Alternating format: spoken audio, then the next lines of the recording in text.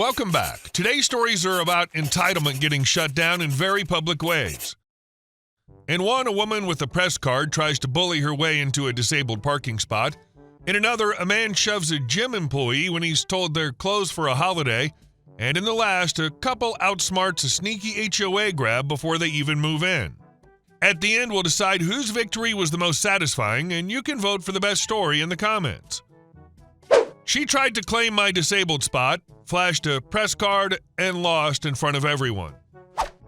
The last 2 weeks have been the longest of my life. My partner had been in the hospital after a genuinely life-threatening incident, the kind where you stop thinking in days and start thinking in minutes.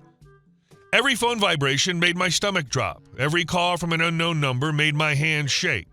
I slept badly, ate worse, and lived in a constant state of waiting for either relief or disaster.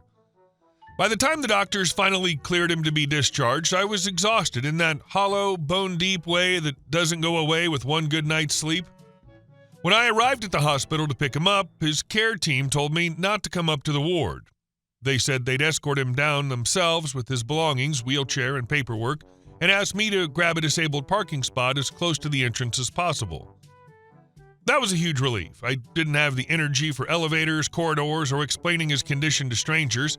I pulled into the disabled car park, found an open space right near the ward entrance, displayed his disabled badge clearly on the dashboard, and sat there waiting. I was maybe 10 minutes into scrolling aimlessly on my phone when I heard someone clear their throat loudly outside my window.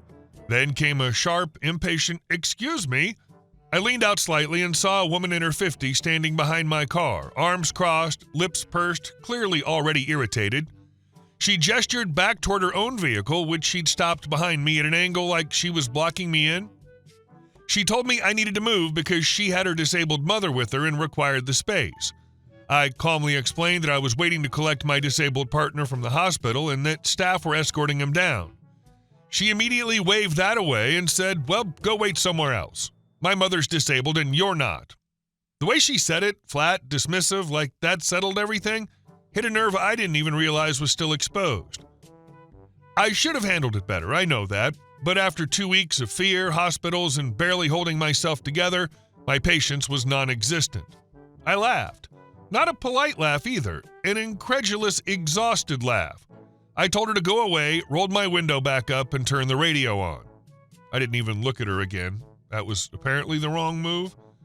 She completely lost it. I could see her through the glass, gesturing wildly, her face going red.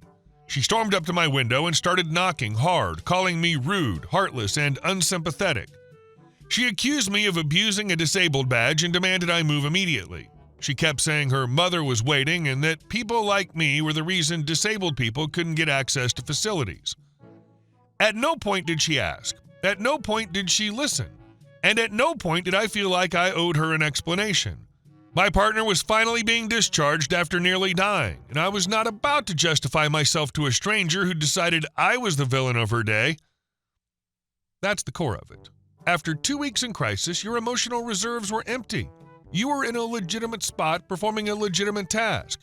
Her demand wasn't just for a parking space. It was for you to expend the last bit of emotional energy you had left to justify your existence to her. The laugh wasn't just derision, it was the sound of your last frayed nerve snapping. I don't know what possessed me, but I snapped in a very specific way. I looked at her, smiled, and said, "Smile." Then I took a photo of her with my phone. I knew instantly it would make things worse, and part of me didn't care. She froze for a split second, then erupted. She demanded I delete the photo immediately. She fumbled in her bag, pulled out a laminated card, and shoved it toward my window. It said "Press" in bold letters.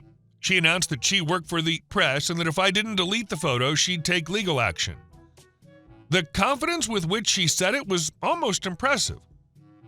At that point, I was fully done. I told her, "Nah, I'm keeping it," and took another photo. That sent her into full meltdown mode.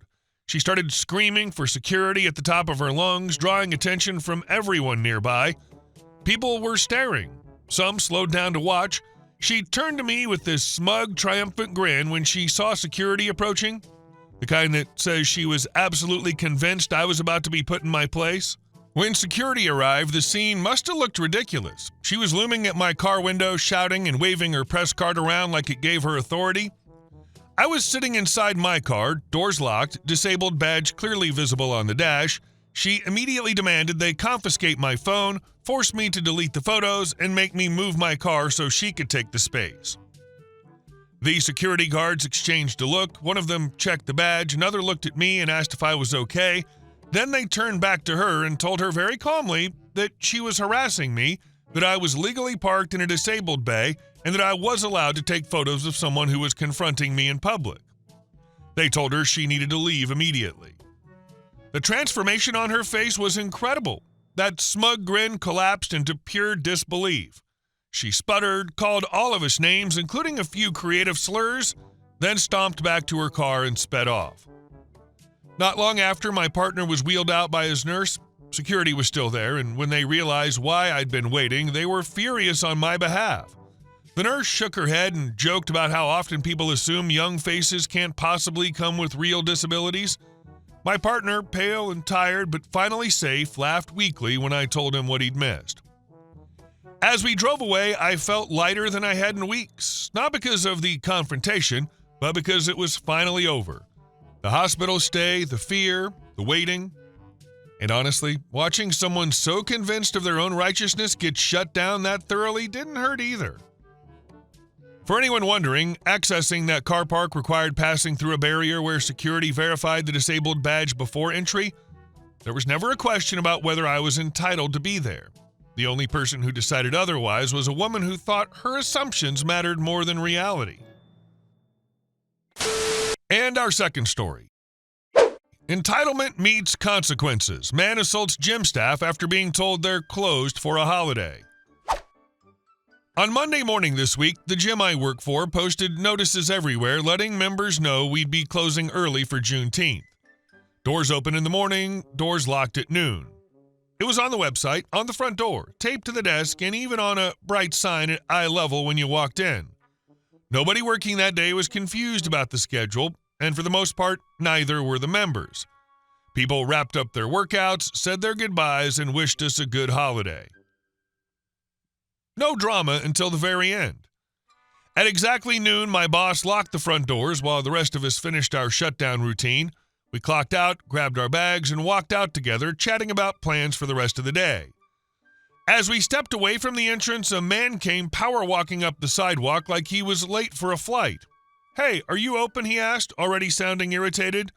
My boss answered calmly, pointing back toward the building. "No, we're closed now. We had limited hours today for Juneteenth."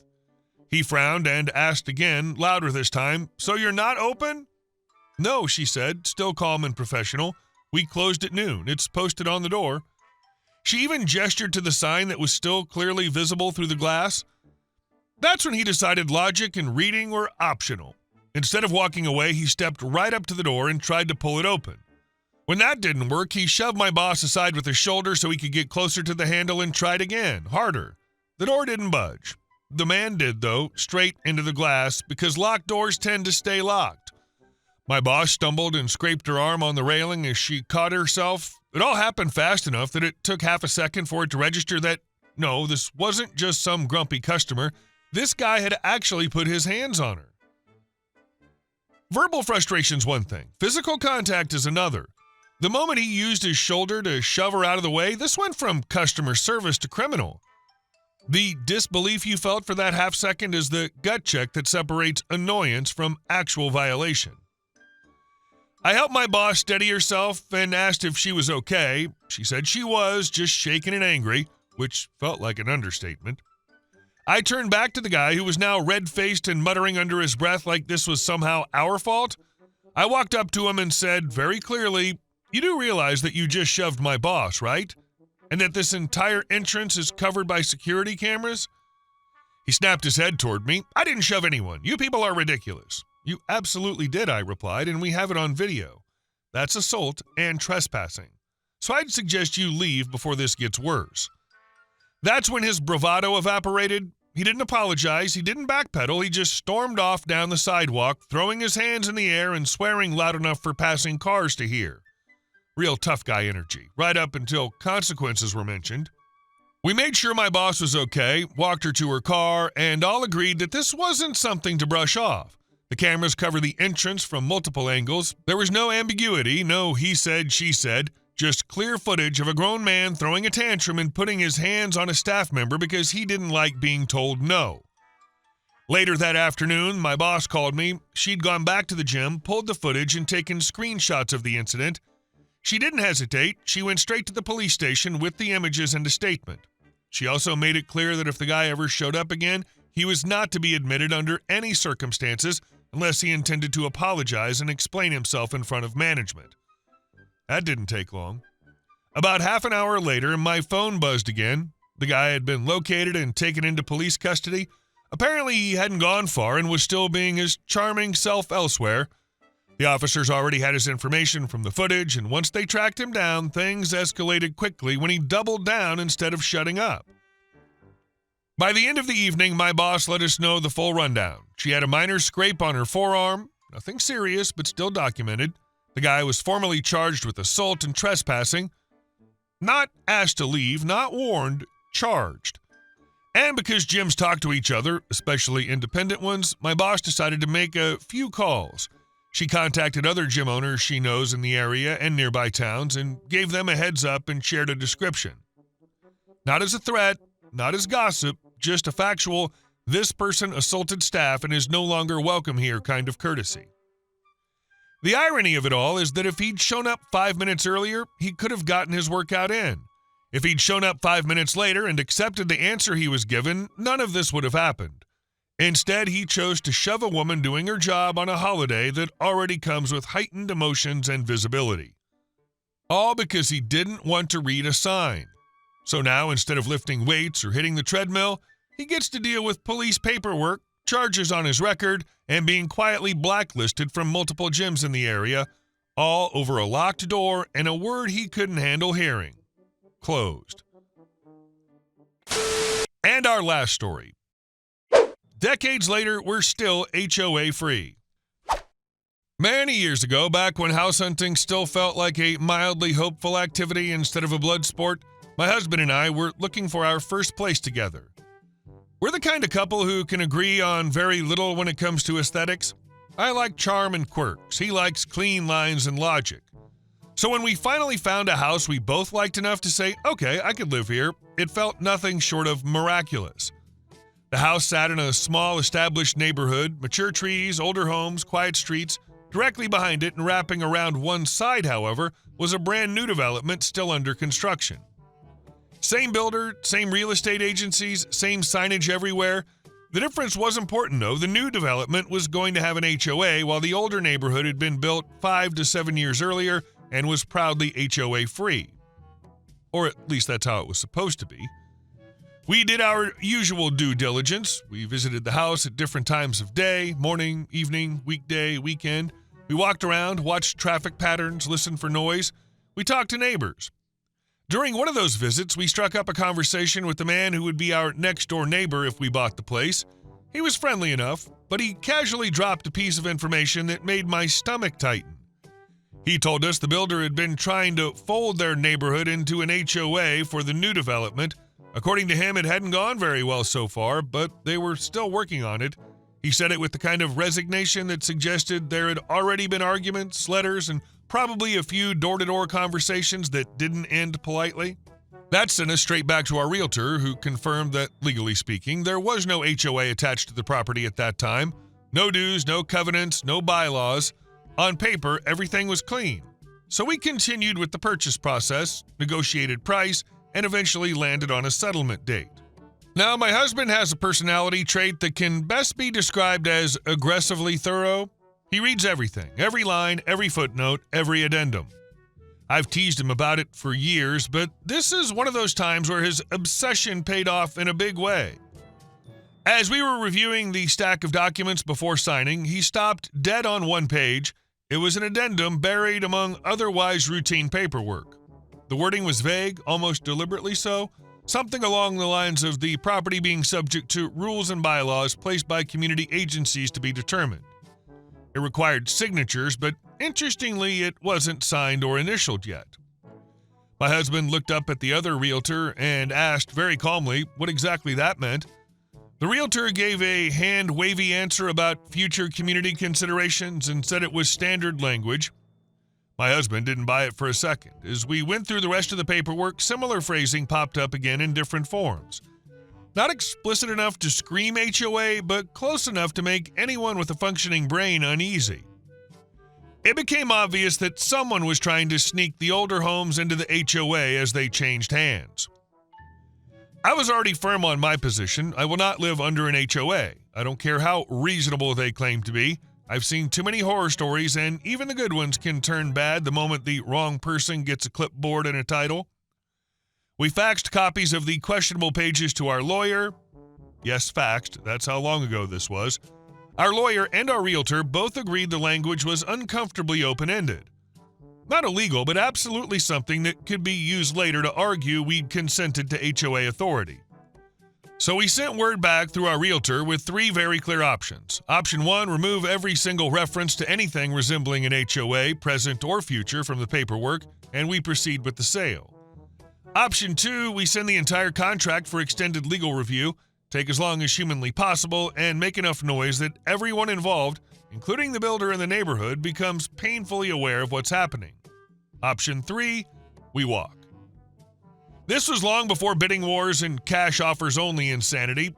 The house had been on the market for months. It was lovely, but not flying off the shelf. We were offering slightly above asking price because it met very specific needs for us. Pull the HOA nonsense or lose the deal. The other realtor argued. He insisted it was harmless. He tried to pressure us with timelines and inconvenience. We didn't budge. He made phone calls. We went to lunch. When we came back, the paperwork had been revised. Every mention of any future community rules, agencies, or similar language had been struck out. We signed. The settlement took forever. It remains the longest closing I've ever sat through. This is the moment the trap failed. The vague language was a fishing line cast for future control, and your husband's thoroughness was the pair of wire cutters. They were counting on no one reading the fine print. By calling it out and giving them 3 clean, firm options, you didn't just avoid the trap, you exposed it and forced them to dismantle it themselves. Before we moved in, the builder did manage to pull some of the older neighborhood homes into the HOA. Maybe all of them by now, I honestly don't know. What I do know is that our house was never included. And that's where the petty joy comes in. Over the years, we received notices, visits, warnings about compliance, lawn height, exterior changes, the usual HOA nonsense. Every single time, it was deeply satisfying to watch the expression on the representative's face when we calmly informed them our property was not part of their association. The backpedaling, the awkward apologies, the sudden realization that they had absolutely no authority over us. My heart grew 3 sizes every time. We live there happily, HOA-free, while the rest of the neighborhood deals with meetings, dues, and bylaws. And every time I see an HOA flyer tossed onto our lawn by mistake, I smile before dropping it straight into the recycling. Good times. The gem story shows instant consequences. The HOA story is a masterclass in preventative action. But story 1 wins for its raw, emotional catharsis. After weeks of trauma, watching someone's self-righteous bullying get publicly dismantled by security wasn't just justice, it was therapeutic. Sometimes the universe delivers a perfect, petty victory right when you need it most. Hey guys, thank you all for watching the video. I'll see you in the next one.